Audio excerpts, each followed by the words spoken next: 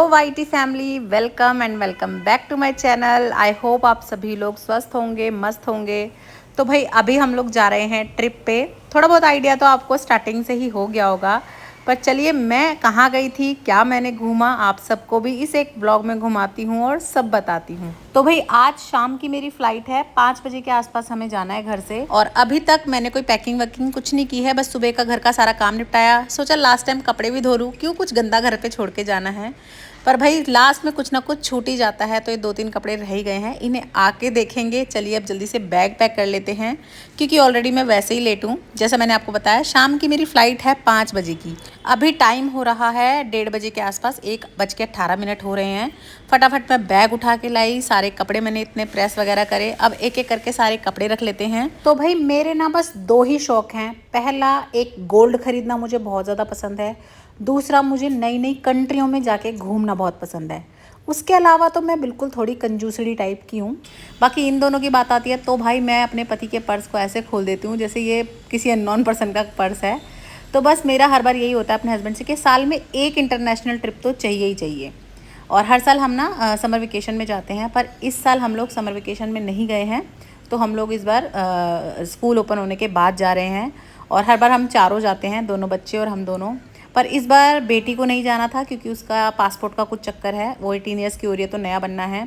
तो ये था जब बेटी नहीं जाएगी तो बेटा भी नहीं जाएगा। वैसे जा तो हम भी नहीं रहे थे, लेकिन बच्चों ने बहुत इंसिस्ट करा कि अपनी लाइफ कब जियोगे, हमारे पीछे कब तक घूमोगे, एक बार तो जाके देखो। और पहले तो हम ना कर रहे थे, सच्ची बताऊं। फिर सोचा यार कह तो सही रहे हैं, टिकट कराई तब तक तो ठीक था, लेकिन जैसे जैसे अब ये जाने का टाइम आ रहा है ना, तब भाई यूँ लग रहा है अरे बच्चों को छोड़ के कैसे जाएंगे। पर चलो अब जाते हैं। और मैं और हस्बैंड अकेले जा रहे हैं, बच्चे इस बार नहीं जा रहे हैं। सारी मैंने पैकिंग वगैरह कर ली है। उसके बाद हम लोग रेडी हो गए थे। शाम के टाइम हम लोग घर से 5 बजे के आसपास निकले हैं। हमारी रात की 8:30-9 बजे की फ़्लाइट है, तो सीधा हम पहले पहुंच गए थे एयरपोर्ट। और आपको तो पता है एयरपोर्ट 3-4 घंटे पहले पहुंचना होता है सारी फॉर्मेलिटीज़ वगैरह करने के लिए। तो भाई जा तो रहे हैं, पर दिल में अजीब सी धुड़कड़ धुकड़ सी हो रही है। और ऐसा पहली बार है कि हम बच्चों के बिना कहीं जा रहे हैं। सच बताऊं तो इस ट्रिप का पूरा क्रेडिट मेरी बेटी को जाता है, उसी ने सब चीज़ें फाइनल करी हैं, उसी ने सारी चीज़ें प्लान करी हैं। पर हाँ, बेटे को भी, भाई वो इतना छोटा है उसके बाद भी उसने दीदी की हाँ में हाँ मिलाई। तो भाई पहले अच्छे से डिनर वगैरह एंजॉय किया मैंने और हस्बैंड ने, और आज फ्रेंडशिप डे भी था तो अच्छा सेलिब्रेशन हो गया हम दोनों का। उसके बाद हमारी फ़्लाइट का टाइम हो गया था। तो भाई भगवान जी का नाम लेके हम लोग अपनी फ़्लाइट पे चढ़ गए थे, क्योंकि एक बार तो थोड़ा सा डर लगता ही है, क्योंकि आजकल भाई ऐसी न्यूज़ व्यूज़ भी आ जाती है ना, तो मुझे हमेशा वो रिकॉल हो जाती है जब भी मैं फ़्लाइट में एंटर कर रही होती हूँ। लेकिन मेरे हस्बैंड को ना सिंगापुर एयरलाइंस सबसे बेस्ट, सबसे कंफर्टेबल लगती है। आप देख सकते हो इसका बिज़नेस क्लास भी ना ऊपर जाके होता है। मैंने आपको लास्ट टाइम जब हम सिंगापुर मलेशिया गए थे तब भी दिखाया था। बहुत ही ज़्यादा कंफर्टेबल और बहुत ही ज़्यादा अच्छी होती है ये वाली फ़्लाइट। तो भाई देख सकते हैं आप, इसमें सीट भी ऐसे 3 लाइनें होती हैं। बाकी नॉर्मल जो प्लेन होते हैं आपने देखा होगा उसमें 2 ही लाइंस होती हैं, बीच में वो होता है। सिंगापुर एयरलाइंस में जो है ना, यहाँ का क्रू भी बहुत अच्छा होता है, मैनेजमेंट इनका बहुत अच्छा होता है। सबसे बड़ी बात, क्योंकि फ़्लाइट इतनी लंबी होती है, स्क्रीन वगैरह होती है ना, तो भाई आराम से रास्ता कटता है, बोर नहीं होते। क्योंकि मेरी ना बड़ी गंदी आदत है, मैं प्लेन में सो नहीं सकती हूँ। मेरे हस्बैंड सो जाते हैं, आसपास सब सो जाते हैं, भाई मुझे नींद ही नहीं आती। आराम से मूवी देखते देखते टाइम पास होता है, तो भाई मैं तो आराम से मूवी इंजॉय करती हूँ। सबसे पहले हमें यहाँ पे हॉट टॉवल दिया जाता है, जो कि मैंने तो सिंगापुर एयरलाइंस में ही देखा है, बाकी का मुझे पता नहीं। मैंने और भी एयर इंडिया से, इंडिगो से और भी 2-3 से जो है किया हुआ है ट्रैवल, बट मुझे सबसे बेस्ट जो लगती है ना वो सिंगापुर एयरलाइंस लगती है। तो भाई बैठे बैठे यहाँ पे अपना सारा मेकअप वगैरह साफ़ कर लिया मैंने, मुँह वगैरह सारा क्लीन कर लिया। 5-7 मिनट ही हुए थे, इतने में ही भाई हमारा खाने पीने का सामान शुरू हो गया था। तो भाई जिसको ड्रिंक वगैरह करनी हो वो ड्रिंक करो, और हम तो खाने वाले बंदे हैं, तो सबसे पहले हमारा खाना आ गया था। मील के टाइम पे एक गड़बड़ हो गई थी। यहाँ पे वेज नॉन वेज नहीं पूछते हैं, यहाँ पे पूछते हैं हिंदू मील है या दूसरा मील है। तो भाई मेरे हिसाब से हिंदू मील का मतलब है, हिंदू मतलब हम लोग हिंदू, और जो कि वेजिटेरियन मील होगा। लेकिन ऐसा नहीं होता, हिंदू मील नॉन वेजिटेरियन होता है और नॉर्मल मील आपका वेज होता है। तो उन्होंने हमारा पता नहीं क्यों हिंदू मील कर दिया था, तो पहले हमें उन्होंने नॉन वेज ला के दे दिया था। फिर हमने जब बोला कि नहीं हम प्योर वेजिटेरियंस हैं, फिर उन्होंने हमारा ये खाना वगैरह चेंज करा और फिर हमें प्योर वेज मील ला के दिया। बाकी सब चीज़ें तो सेम ही होती हैं, बस जो करी वगैरह होती है, जैसे हमारी पनीर की सब्ज़ी थी तो उन लोगों की चिकन विकन होती है। खा पी के मूवी इंजॉय करते करते कैसे 5.5 घंटे बीते पता ही नहीं चला, और हम लोग पहुँच गए थे सिंगापुर। तो भाई सीधा एक फ़्लाइट नहीं होती, कनेक्टिंग फ़्लाइट है। मतलब 7.5 घंटे का टोटल सफ़र है। पहले 5.5 घंटे की फ़्लाइट होती है, वो हमें सिंगापुर लेके गई। सिंगापुर से दूसरी फ़्लाइट में हम बैठ गए थे सुबह के टाइम पे, और अब ये वाली फ़्लाइट का 2-2.5 घंटे का ही रास्ता है। ये हमें लेके जाएगी सीधा इंडोनेशिया। तो बैठने के साथ ही थोड़ी देर बाद ही यहाँ पे ब्रेकफास्ट वगैरह आ गया था, जिसमें था एक पराठा और कच्चा कच्चा सा ही लग रहा था सच्ची बताऊँ तो मुझे तो, और साथ में एक और बॉक्स था, उसके अंदर नीचे उत्पम था, उपमा था, और उसके ऊपर एक टिक्की सी थी वेज की, नॉन वेजिटेरियंस के लिए नॉन वेज की थी, चाय थी साथ में। तो भाई जैसे तैसे करके ये झूठी सच्ची वाली हमने चाय पी, थोड़ा सा ब्रेकफास्ट एंजॉय करा। उसके बाद हम लोग पहुंच गए थे सीधा इंडोनेशिया, बाली। तो हाँ जी, हम आए हैं बाली घूमने के लिए। अभी यहाँ पे टाइम हो रहा था सुबह 10:30 बजे के आसपास का। तो बाली में अगर 10:30 बज रहे हैं तो इसका मतलब इंडिया में 8 बजे के आसपास का टाइम है। 2.5 घंटे आगे चलता है बाली। एयरपोर्ट पे उतरते ही हमें सबसे पहले लगा बड़ा झटका, जो था 6 लाख रुपए का। क्यों लगा वो भी बताती हूँ, आप भी ध्यान रखना, अगर आप आ रहे हो तो आपके साथ भी ऐसा हो सकता है। तो भाई मेरे हस्बैंड की डेट ऑफ बर्थ गलत लिखी हुई थी। अब एजेंट ने लिखी, इन्होंने लिखी, राम जाने जो भी हुआ, झटका हमें लगा 6 लाख का। तो बता दूं, हमारे इंडिया के रुपीज़ यहाँ पे आते ही लाखों में हो जाते हैं। सस्ता बिल्कुल नहीं पड़ता, इंडिया से महंगा ही पड़ता है। पहले मैं बता दूं, कुछ लोगों को लगता है लाखों हो गए तो भाई यहाँ पे आके तो बड़ा सस्ता पड़ता होगा। जी बिल्कुल नहीं। इंडिया के भी 3600-4000 के आसपास हमारे फूक गए यहाँ पे पैर रखते के साथ ही, सिर्फ थोड़ी सी मिस्टेक के चक्कर में। उसके बाद हम होटल पहुँचे। होटल में हमारा वेलकम हुआ, फिर हमने चेक इन करा। नो डाउट होटल बहुत ही सुंदर था। इधर का स्विमिंग पूल तो सबसे अच्छा था। थोड़ा फ्रेशन अप वगैरह हुए, उसके बाद हमने सोचा चलो थोड़ा बाहर घूम के आते हैं। बाली में भी अलग अलग जगहें हैं, कूटा है, उबूद है, चांगू है। हम लोग कूटा में रुके थे, और हमारा जो होटल था ना वो बीच के बहुत ही पास था, वॉकिंग डिस्टेंस पे ही था बिल्कुल। तो हम लोगों ने वॉक करते करते सोचा चलो वहाँ घूम के आते हैं सबसे पहले। और यहाँ आते ही जो है ना थोड़ा सनसेट होने लगा था, बहुत अच्छा लग रहा था। तो यहाँ पे बैठ के अच्छे से रिलैक्स करा। साथ ही में वहीं पे बढ़िया बढ़िया नारियल पानी मिल रहे थे जो हमने ख़रीदा, और ये नारियल पानी है 50,000 रुपये का, लेकिन नो डाउट बहुत ही टेस्टी था, मीठा पानी था, मलाई भी बहुत बढ़िया थी। तो पहले ये इंजॉय करा, फिर हमें थोड़ा बहुत सामान लेना था। सबसे स्पेशल पानी लेना था, जो कि यहाँ बाहर किसी भी कंट्री में जाके मेन काम होता है, सुबह दोपहर शाम तीनों टाइम पानी खरीदने का। तो वो लेने के लिए हम यहाँ मार्ट में आ गए थे। तो ये था अल्फ़ा मार्ट। यहाँ पे अल्फ़ा मार्ट चलता है, ऐसे जैसे थाईलैंड में 24/7 चलता है, ऐसे यहाँ पे अल्फ़ा मार्ट चलता है। रिजनेबल होता है, बढ़िया होता है। तो यहाँ पे आके हमने 2-3 काम की चीज़ें खरीदी, जैसे मेरे हस्बैंड का रेज़र वगैरह रह गया था वो लिया, और साथ में पानी की बॉटल्स खरीदी। तो भाई घूमते घामते हम होटल पे आए, फिर डिनर का टाइम हो गया था। तो चलिए अब डिनर कर लेते हैं। और मेरे हस्बैंड चाहे इंडिया में हो चाहे किसी भी कंट्री में हो, डिनर लंच उनका सब हमेशा सेम ही मिलेगा। तो भाई पनीर की सब्जी, दाल मखनी, नान, सैलेड, बस यहीं तक सीमित होता है। और देखा जाए तो वेजिटेरियन इसके अलावा क्या खाएं, आलू की सब्जी तो खरीदेंगे नहीं। उसके बाद कुछ मुँह मीठा करने का नंबर आया, तो हमने आइसक्रीम का मन बनाया। और ये भाई जो आइसक्रीम है यहाँ पे कौन है, ये मिल रही थी 60,000 रुपये की।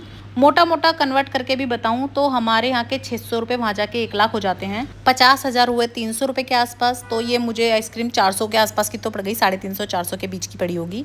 नारियल पानी भी मुझे 300 रुपये का पड़ा, जो कि लोगों को लगता है यहाँ के पैसे तो इतने लाखों हो जाते हैं, सस्ता पड़ता है। सस्ता कुछ नहीं, महंगा ही पड़ता है भाई। और फिर नेक्स्ट डे यहाँ पे मैं रेडी हो गई थी, क्योंकि आज हम लोगों को जाना था वाटर एक्टिविटी करने। उससे पहले हम लोग चले गए थे ब्रेकफास्ट करने के लिए। ब्रेकफास्ट में यहाँ पे काफ़ी अच्छी चीज़ें थी। तो सबसे पहले मैंने शुरुआत करी हमेशा की तरह जूस से, जिसमें कि गुआवा का और पाइनएप्पल का जूस मेरा फेवरेट होता है, पर पी के मैं सारे देखती हूँ।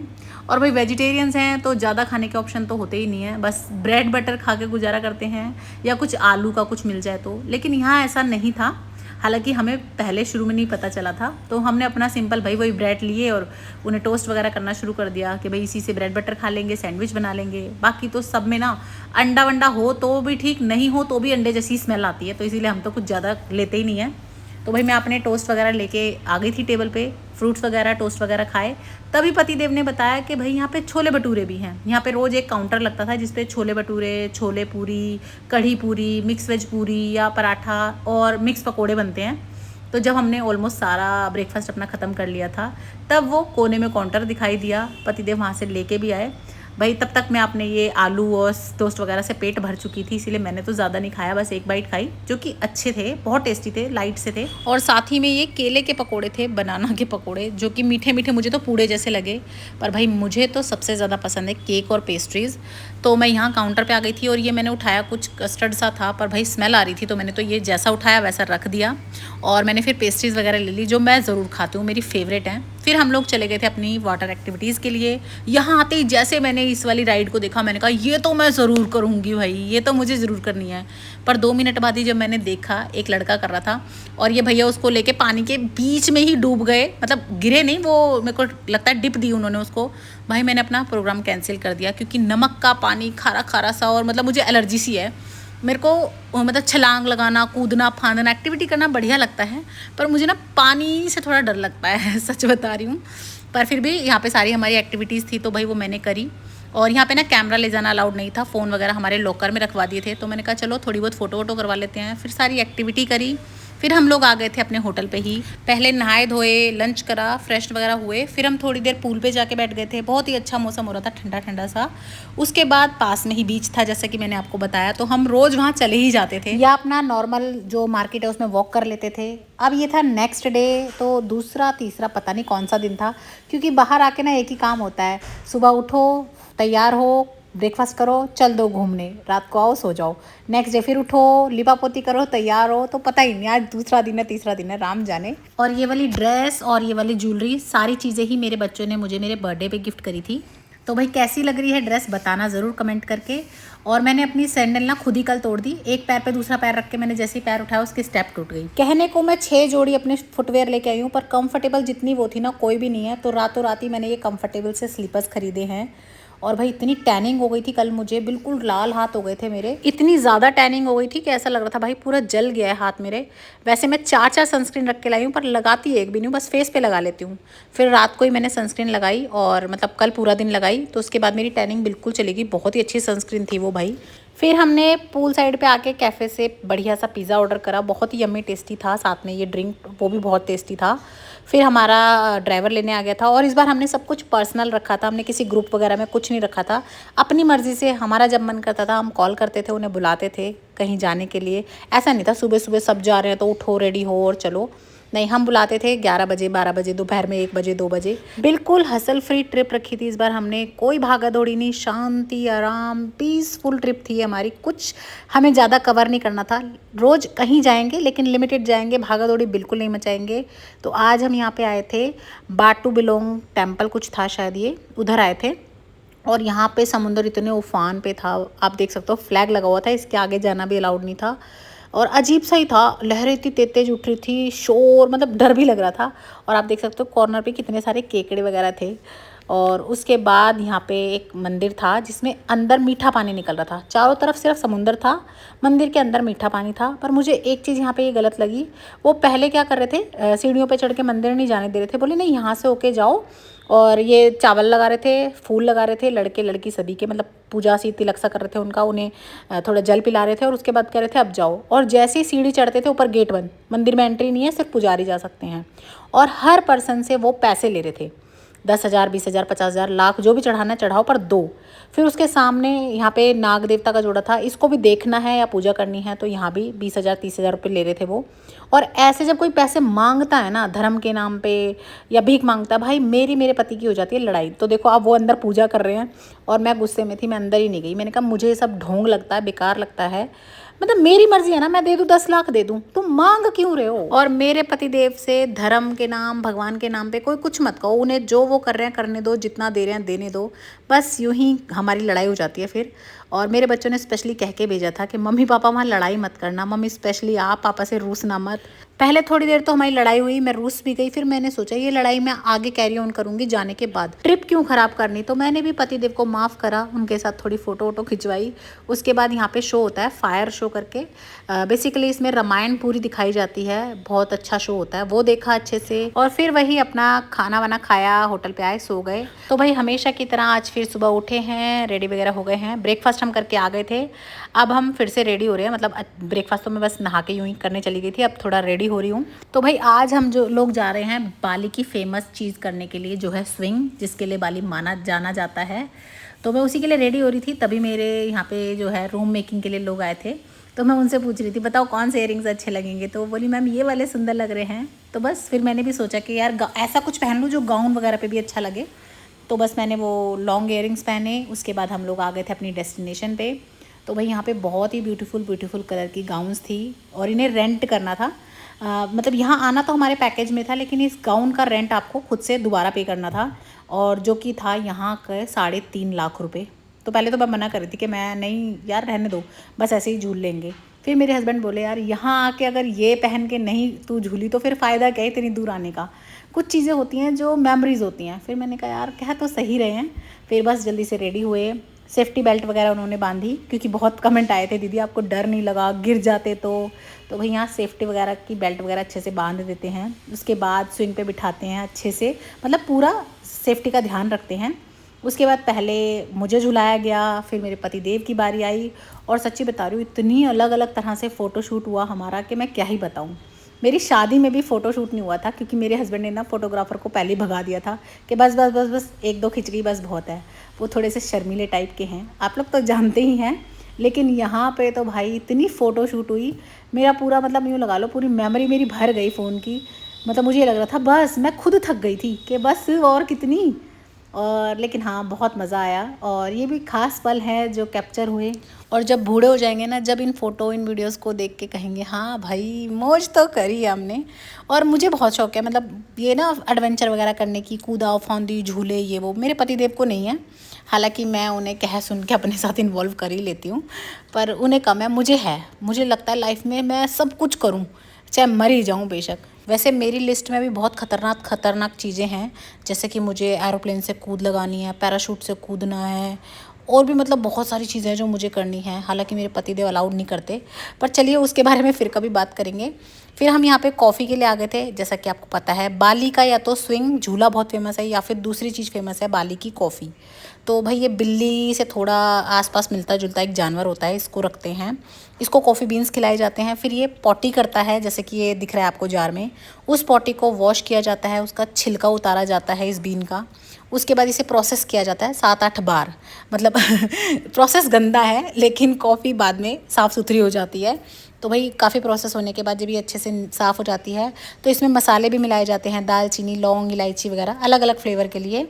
और इन कॉफ़ी बीन्स को फिर उसके बाद भूना जाता है, और सच में इसकी जो फ्रेग्रेंस थी ना वो काफ़ी अलग थी। फिर इसे हाथ से ही कूटा जाता है, मशीनों से नहीं कूटते हैं। फिर उसे अच्छे से छानते हैं, तब कॉफ़ी बनती है, जो कि यहाँ की फ़ेमस है और दुनिया की सबसे महंगी कॉफ़ी भी होती है। तो भाई उसने पहले हमें अपनी पूरी प्रोसेस दिखाई कैसे क्या वो करते हैं। इधर इतनी अच्छी ठंडी हवा चल रही थी, जबकि कोई पंखा नहीं था, बड़ा सुकून सा मिल रहा था यहाँ बैठ के, और जबकि रोड साइड पे थी ये जगह पे, पर फिर भी बहुत अच्छी लग रही थी। अब थी सैंपल और टेस्टिंग की बारी। तो भाई यहाँ पे इन्होंने जितनी भी टी और कॉफ़ी टेस्ट कराई, वो किसी ना किसी जड़ी बूटी हर्ब से बनी हुई थी, जो आपके हेयर के लिए, हेल्थ के लिए, नर्व सिस्टम के लिए, किसी ना किसी के लिए अलग अलग बेनिफिशियल थी। जिसमें से एक कॉफ़ी थी जो उन्होंने बताया किस लिए बेनिफिशियल है, सुनिएगा आप भी। Say again. Papa drink, Mama happy. But Mama drink, Papa be careful. फिर उसके बाद आई टेस्ट की बारी। तो भाई सबके ही टेस्ट अलग अलग थे, कोई रोज़ वाली थी, कोई कैसी थी, मतलब ऐसी थी जैसे चटपटी सी, आइस टी जैसी, कुछ दूध वाली भी थी। तो सारे टेस्ट करे हमने, फिर हमने 2 से 3 फाइनल करी। और सच बताऊं, जब भी कोई आपको इतना ज़्यादा टेस्ट वेस्ट करवा के कोई चीज़ लेना, तो समझ जाना भाई अब आपका मुर्गा हलाल होने वाला है। हम दुबई गए थे, हमने वहाँ भी यही सोचा था हमने, क्योंकि हम लुट चुके थे ऊद वगैरह खरीदते हुए। जो ऊद हमने वहाँ से लिटरली यार 8-8 हज़ार के खरीदे ना, वही हमें बाद में मार्केट में 500-500 में मिल रहे थे। तब से हमने डिसाइड किया था कि अब हम कभी भी ना ऐसे जाके लूटेंगे नहीं। लेकिन फिर भी यार पता नहीं क्या जादू करते हैं वो लोग, मैजिक करते हैं। नहीं यहाँ का फेमस है, फलाना है, ढिमकाना है, बस उनकी मीठी मीठी बातों में हम लोग आ ही जाते हैं। और यहाँ भी हमने अपना 9 लाख का भट्टा बिठवा लिया उनकी बातें मान मान के, जो कि हमें बाद में लगा कि यार इतना भी ज़रूरी नहीं था। हम यही सारी चीज़ें ना सस्ती भी ले सकते थे, जो कि वहीं थी कृष्णा मार्केट, हमारे होटल के आसपास ही थी। हमने जाते टाइम अपने ड्राइवर को बोल दिया था मैं यहाँ पे उतार दो। पहले सबसे पहले इन्होंने हमें यहाँ पे टैग लगाया इस मार्केट में जाने के लिए। मतलब बाहर की मार्केट से ना यहाँ प्राइस थोड़े ठीक मिलते हैं, आपको बार्गेनिंग नहीं करनी पड़ती और आपको सारी चीज़ें अच्छी मिल जाती हैं। अदरवाइज़ क्या है ना इस कंट्री में कि आपको जब वो बोलेंगे ना स्टार्टिंग में, तो ऐसे ही बोलते हैं 1,70,000 80,000 दे दो, जबकि लास्ट में आते आते हो सकता है वो चीज़ आपकी 10 या 20 हज़ार रुपये वाली हो। तो सोचो आप कितना तुड़वाओगे। और किसी कंट्री में जाके आपको नॉलेज भी नहीं होती, आप ठगे ही जाते हो, चाहे कितने भी चतुर बन लो। तो भाई यहाँ बहुत अच्छी अच्छी चीज़ें थी, बहुत सही थी, रीज़नेबल थी।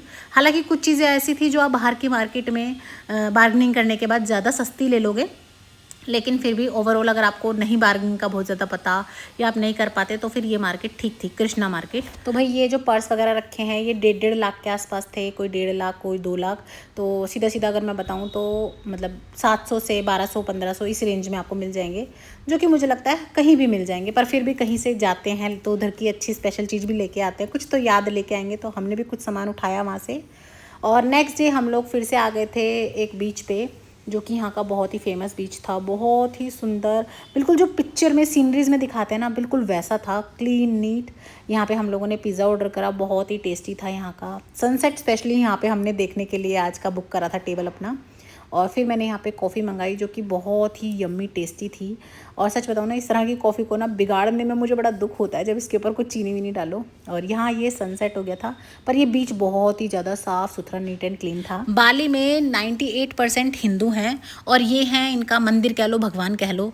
इसे ना ये इसी तरह से ब्लैक वाइट चेक का कपड़ा पहना के रखते हैं और थोड़ी थोड़ी दूर पे होते हैं ये। और हर कोई अपने घर के आगे, दुकान के आगे रोज़ सुबह ये चढ़ाता है। रोज़ सुबह नहीं, दिन में 3 टाइम, सुबह, दोपहर और शाम। जैसे हमारे घर में सुबह शाम धूप बत्ती होती है ना, ऐसे यहाँ सुबह दोपहर शाम। और इस ट्रे सी में, पत्तल सी में सिगरेट, दारू, मिठाई, पत्ते, फूल, फ्रूट, सब कुछ वो लोग चढ़ाते हैं और ये 3 टाइम चढ़ाया जाता है। आज हमारा लास्ट डे था तो हम लोग रेडी शेडी होके आ गए थे बाहर घूमने के लिए, मार्केट में शॉपिंग करने के लिए। सबसे पहले मैंने ये माचा ऑर्डर करी जिसका इतना ज़्यादा हाइप है, तो मैंने सोचा चलो यही आज पी के देखते हैं कैसी है। भाई मुझे तो ज़्यादा खास नहीं लगी। दूध में, वो भी पतले से दूध में पानी बर्फ़ के साथ, कुछ क्या बताऊँ, कुछ मिल्क का सा पाउडर सा मिला दिया हो, मतलब घटिया सी ठंडाई मिला दी हो, वैसा सा कुछ टेस्ट था, मुझे ज़्यादा पसंद नहीं आई। बाकी ठीक ठाक थी। और भाई देखो ये है बाली की करेंसी, 1000 रुपये, 2000 रुपये, 5000, 10,000, 50,000 और 1 लाख, बस यही इनकी करेंसी होती है। कहने को इन्होंने इतने सारे नोट बनाए हुए हैं, लेकिन अगर छोटी से छोटी चीज़ भी आप लेने जाओगे ना वहाँ, तो 20,000 30,000 से शुरू होती है मोस्टली। वहाँ पे क्रैब करते हैं, मतलब ओला करते हैं बाइक वाली, तो वो भी मिनिमम आपसे 50,000 रुपये लेती है कहीं जाने आने के। और 50,000 1 लाख ही ज़्यादा चलते हैं। तो भाई वैसे बाली में हिंदू हैं, मतलब 98%, लेकिन यहाँ पे कोई तीज त्यौहार ज़्यादा नहीं होते।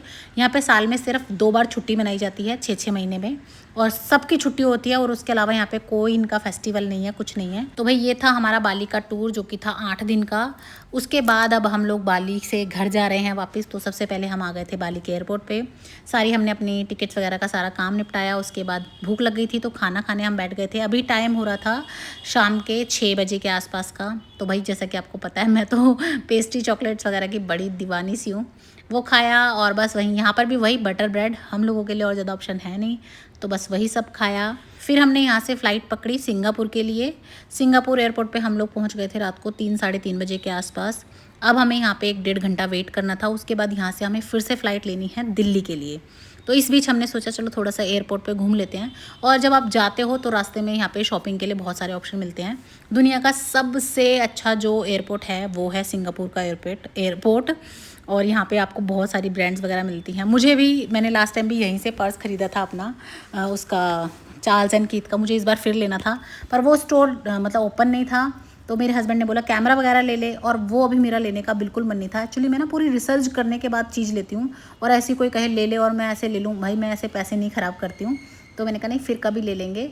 उसके बाद हम लोग अपनी फ़्लाइट में बैठे और सीधा सुबह 5:30-6 बजे के आसपास हम पहुंच गए थे अपने देश, अपने भारत, अपनी दिल्ली एयरपोर्ट पे। तो भाई आपको ये बाली का टूर कैसा लगा कमेंट करके ज़रूर बताना। फिर मिलूँगी, बाय बाय।